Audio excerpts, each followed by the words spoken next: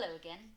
I'm talking about hospital discharge arrangements today and what they say about the prospects of successful integration of the NHS and adult social care. In this country, hospital discharge is governed by law, and at the moment it's in the Care Act, not the NHS Act. It's actually there because of the need for a clear legal obligation on the part of councils to get on with the job of assessing people and sorting out ongoing care for them in a person-centred way to meet their individual needs. And of course it can't happen until people are medically fit, so there's stuff in the Care Act about how councils' duties need to interweave with NHS duties. The NHS's duties revolve around not treating someone as fit for discharge too soon, because that would of course be negligent of clinical professionals who should know better. On a good day, most people can expect to leave hospital and get 6 weeks of free reablement from a council to get them back to a level of independence again at home or in a care home. A very few hospital patients always deserved to remain funded by the NHS, even if they were able to be cared for outside of hospital. And these were people whose needs were still so extreme that they counted as having a primary health need. That's a euphemism for a need that gets people free NHS continuing healthcare.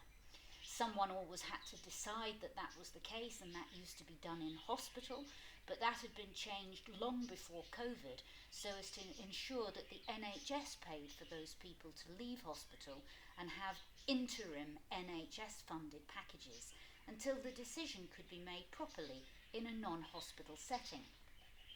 Now, during COVID, special arrangements were made for ultra-rapid discharge so as to keep the beds free for more incoming sick people. And it was the NHS that was given responsibility and money to ensure that that happened. And that's how it came about that it is the NHS that discharged people into care home beds without any COVID or negative COVID testing. And that's another rant for another day, but for now I'm just focusing on whose money has been paying for the next bit of care and how well that's been being done. The new discharge policy for COVID meant that it was the NHS that did the determination of the next sort of care for everyone leaving hospital.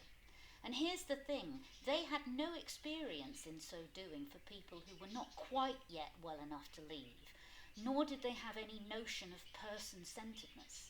And so therefore they did hospital discharge as if on autopilot. They ordered either live-in care or 4 visits a day with 1 or 2 carers. And that meant that some people have become used to around-the-clock care, even though social services has never and will never commission this model of care when they have to pay for it.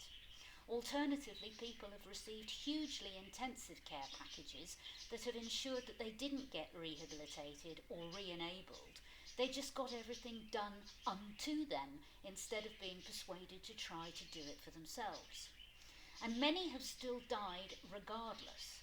And in my view, that was mainly because the discharge to assess cycle that was supposed to start in COVID as soon as people got home and continue throughout the next 6 weeks was hopelessly uncoordinated, even before one thinks of where the occupational therapy team and the equipment were.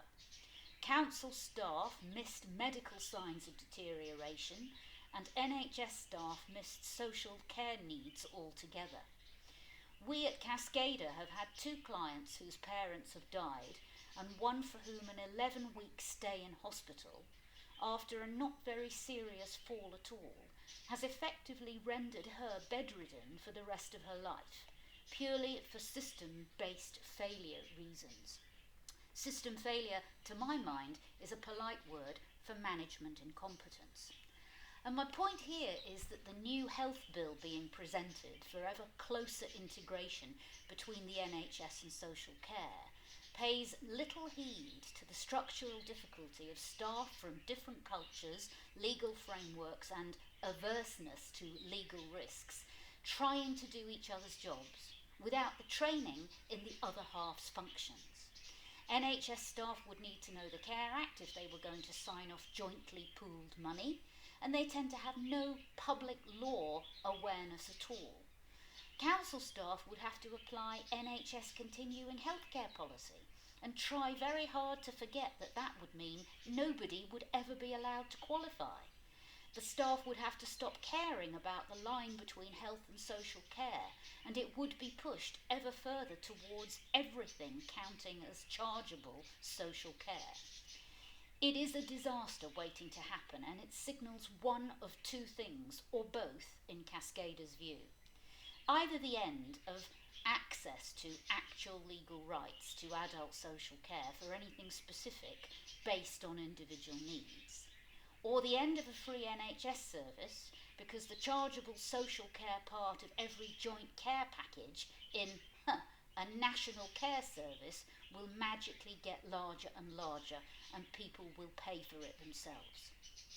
Yesterday's cross-party governmental committee report into pandemic failings said this: the lack of priority attached to social care during the initial phase of the pandemic was illustrative of a long-standing failure to afford social care the same attention as the NHS, and ministers must address the relative lack of knowledge and experience of social care within the department and senior levels of the NHS.